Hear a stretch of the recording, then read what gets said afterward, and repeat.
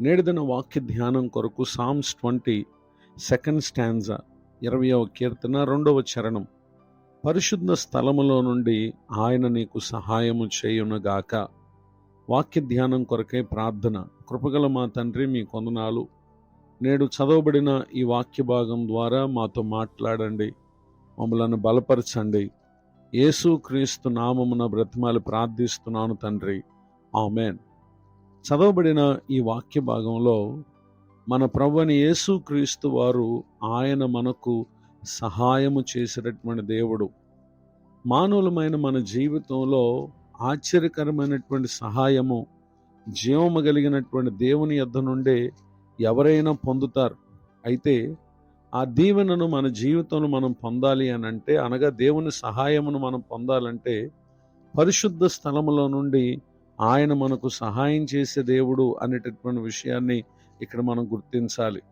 పరిశుద్ధ స్థలము అనగా ఎవరైతే ఒక వ్యక్తి పరిశుద్ధుడైనటువంటి దేవునికి తన హృదయంలో చోటిస్తారో, రెండవదిగా ఆ విధముగా చోటిచ్చినటువంటి ప్రజలతో సహవాసం చేస్తారో, నిశ్చయంగా అట్టివారు ఆ పరిశుద్ధుడైనటువంటి దేవుని వలన ఆశ్చర్యకరమైనటువంటి సహాయాన్ని వారు పొందుతారు అనేటటువంటి విషయాన్ని ఈ సమయంలో తెలియచేయటానికి సంతోషిస్తున్నాను.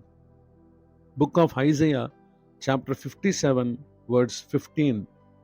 యెషయా గ్రంథం 57వ అధ్యాయం 15వ వచనంలో, మహాగణుడును మహోన్నతుడును పరిశుద్ధుడును నిత్య నివాసి అయిన వాడు ఇలాగు సెలవిచ్చుచున్నాడు, నేను మహోన్నతమైన పరిశుద్ధ స్థలములో నివసించువాడను అయినను వినయము గల వారి ప్రాణమును ఉజ్జీవింప చేయుటకును, నలిగిన వారి ప్రాణమును ఉజ్జీవింప చేయుటకును, వినయము గలవారి యొద్దను దీన మనసు గలవారి యొద్దను నివసించుచున్నాను అని ఇక్కడ ప్రభువారు సెలవిస్తూ ఉన్నారు. నిజమే, ఎవరు దేవుని సహాయాన్ని పొందగలరు అని అంటే, ఎవరైతే ప్రభువు కొరకు పరిశుద్ధ స్థలముగా మార్చబడతారో వారు నిశ్చయముగా దేవుని సహాయాన్ని పొందుతారు.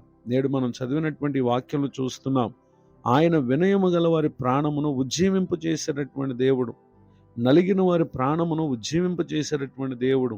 అంత మాత్రమే కాక ఈ వినయము గలవారి యొద్దను దీన మనసు గలవారి యొద్దను ఆయన నివసించేటటువంటి దేవుడై ఉన్నారు.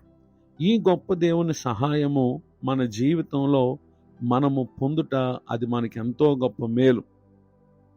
అంత మాత్రమే కాక gospel of Matthew chapter 18 words 19 and 20, మత్తయి సువార్త 18వ అధ్యాయము 19-20 వచనాల్లో, మరియు మీలో ఇద్దరు తాము వేడుకొని దేనిని గూర్చి అయినా భూమి మీద ఏకీభవించిన ఎడల అది పరలోకమందున నా తండ్రి వలన వారికి దొరుకునని మీతో చెప్పుచున్నాను. ఎలయనగా ఇద్దరు ముగ్గురు నా నామమును ఎక్కడ కూడి ఉందరో అక్కడ నేను వారి మధ్యను ఉందునని ఇక్కడ ప్రభువారు చెప్పుటను మనం గమనించగలం. నిజమే, దేవుని ప్రజలతో సహవాసం అనేది పరిశుద్ధ స్థలము అనేటటువంటి విషయాన్ని కూడా మనం గమనించాల్సినటువంటి వారమై ఉన్నాం.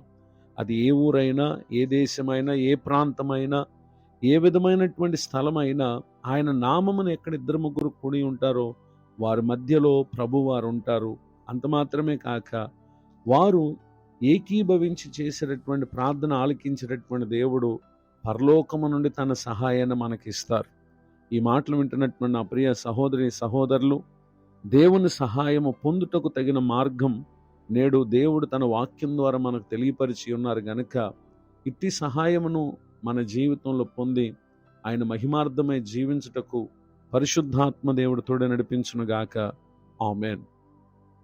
ప్రార్థన. కృపగల మా తండ్రి, మీకు వందనాలు. నేడు విన్న ఈ మాటల ద్వారా మీరు మమ్మల్ని దర్శించినందుకు స్తోత్రం. దైవజనులను, వారి కుటుంబాన్ని, సేవా పరిచయను దీవించండి. నూతన సంవత్సర దయాకిరీట నిధనం పొందిన వారిని ఆశీర్వదించండి. ప్రతి ఒక్కరూ పరిశుద్ధ స్థలమునకు ప్రాధాన్యతనిచ్చి మీ యొద్ద నుండి కలుగు సహాయమును పొంది నీ మహిమార్థమే జీవించుటకు సహాయం చేయమని యేసు క్రీస్తు నామములో ప్రార్థిస్తున్నాను తండ్రి, ఆమెన్. తండ్రి, కుమార, పరిశుద్ధాత్మ దేవుడితోడే నడిపించునుగాక. ఆమెన్.